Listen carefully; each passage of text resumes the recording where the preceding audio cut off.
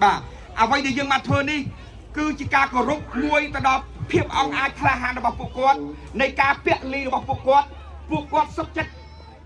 និយាយទៅគឺលាគ្រួសារគាត់លាប្រពន្ធគាត់លាកូនរបស់គាត់លាម្ដាយឪពុករបស់គាត់ដើម្បីយើងទាំងអស់គ្នាបាទ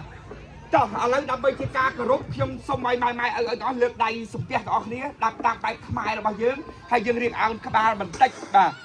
យើងរៀបអោនក្បាលបន្តិចដោយបិទភ្នែករយៈពេល1នាទី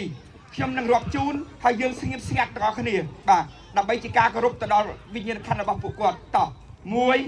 2 3mẹ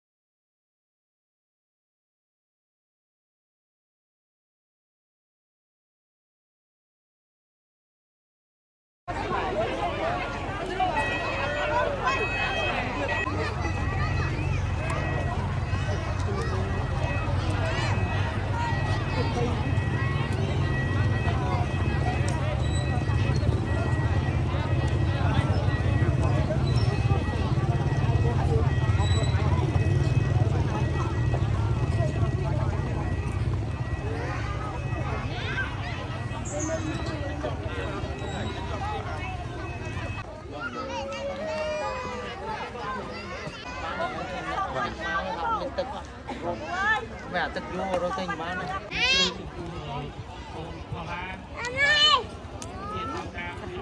បានកំព្រា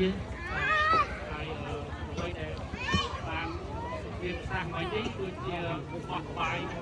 ទាំងអដែងមូលចេតនាតាមបែបតាមមិនទាន់ទទួលយើងនឹងរៀបចំឲ្យបងប្អូនយើងបានគ្រប់គ្នាណាប៉ុណ្ណឹងជួយបានទេណាតាមកន្លែងស្នាក់នៅមួយកុំឲ្យមានសម្រាប់ឲ្យសោះប្រមូលអស់ណាប៉ុណ្ណឹងបានទេបាទអរគុណច្រើនយើងនិយាយចង់បញ្ចប់ខ្ញុំសូមថ្លែងអរគុណដល់បងតាឡាដែលបានរៀបចំឲ្យជូនបងប្អូននៅពេលនេះហើយក៏អរគុណដល់សប្បុរសជនទាំងអស់ដែលបានចូលរួមជាមួយបងតាឡាហើយក៏អរគុណដល់អភិបាលរងខេត្តដែលបានគាត់មិននៅកន្លែងទេ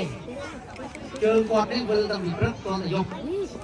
ពួកគាត់មិនមកតែមួយទេគាត់វិលទៅមើលតាមមណ្ឌលរហូតហើយចុះ